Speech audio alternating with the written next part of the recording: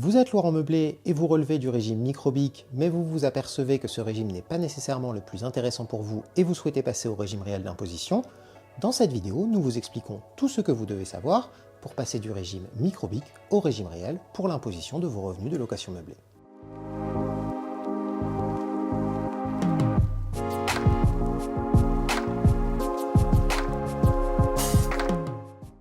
Avant de parler du passage du régime micro-BIC au régime réel, voyons ensemble les différences qui existent entre ces deux régimes d'imposition.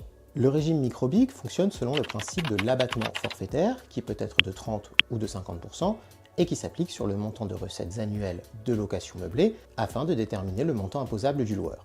C'est ensuite sur le montant de ces recettes, diminué de l'abattement, que l'administration fiscale procède au calcul de l'imposition. Il est possible de relever de ce régime tant qu'un certain plafond de recettes n'est pas atteint. Ce plafond peut être de 15 000 € ou de 77 700 € selon l'activité de location meublée. Attention, en cas de dépassement du plafond pendant 2 années consécutives, le régime réel devient obligatoire pour la déclaration suivante. Cette éventualité pourrait concerner davantage de loueurs ces prochaines années, puisque la loi Lemeur a revu à la baisse le plafond pour les meublés de tourisme non classés, ce qui devrait conduire davantage de loueurs à devoir passer de manière forcée au régime réel. Le régime réel est quant à lui un régime plus complexe qui va vous permettre de déduire toutes les charges liées à votre activité de location meublée, ainsi que d'amortir la valeur de votre logement hors parterrain, ainsi que celle des éventuels travaux et du mobilier. Dans près de 85% des cas, le montant total de ces déductions permet de réduire le montant imposable bien plus efficacement que l'abattement proposé dans le cadre du régime micro-BIC. En principe, vous choisissez votre régime fiscal au moment de l'immatriculation de votre activité sur le site de l'INPI, l'Institut national de la propriété industrielle. Toutefois, même si vous avez choisi une première fois votre régime fiscal, cela ne veut pas dire que vous ne pouvez pas en changer par la suite. Dans le cas d'un passage du régime micro-BIC au régime réel, vous aurez alors simplement à adresser à l'administration fiscale un courrier de levée d'option afin de faire valoir votre droit au régime réel.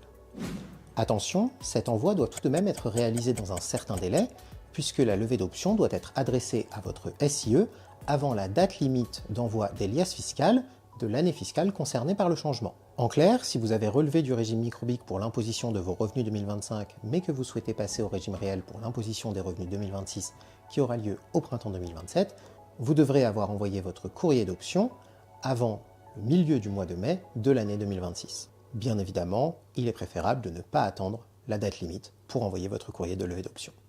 Pour envoyer ce courrier, vous pouvez utiliser la messagerie de votre compte professionnel des impôts. Et pour son contenu, vous pouvez vous rendre sur le site de JD2M et en fournissant quelques informations, nous vous adresserons un email contenant un courrier pré-rédigé afin de demander la levée d'option pour le régime réel que vous n'aurez plus qu'à transmettre à votre SIE.